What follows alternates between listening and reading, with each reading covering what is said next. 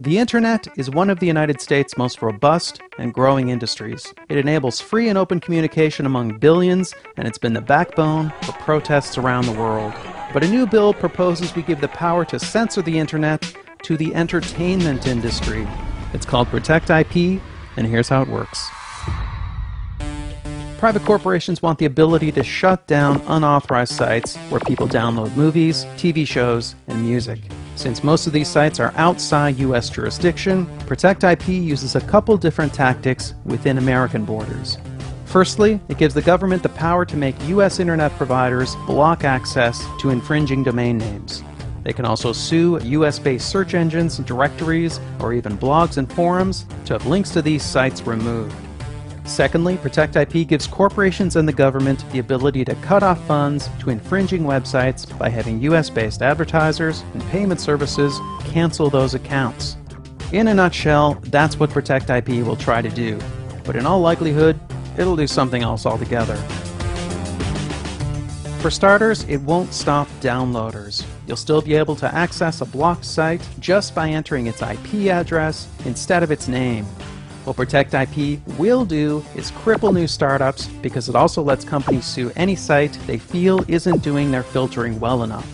These lawsuits could easily bankrupt new search engines and social media sites.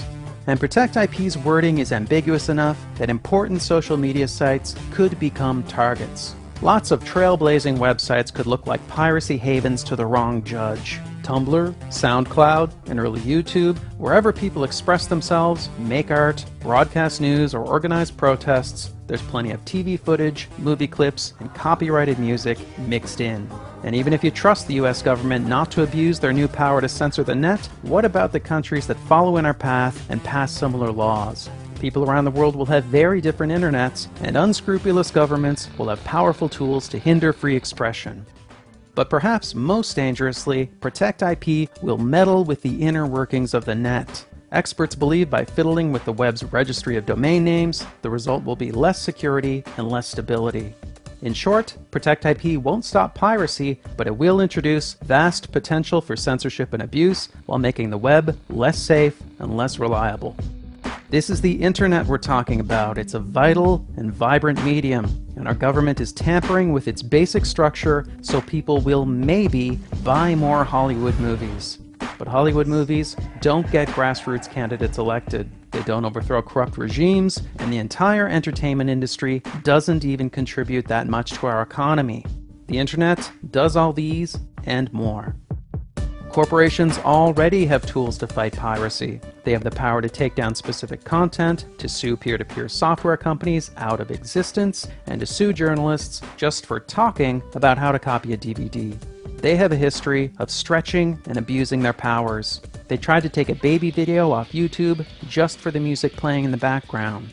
They've used legal penalties written for large-scale commercial piracy to go after families and children. They even sued to ban the VCR and the first MP3 players. So the question is, how far will they take all this? The answer at this point is obvious.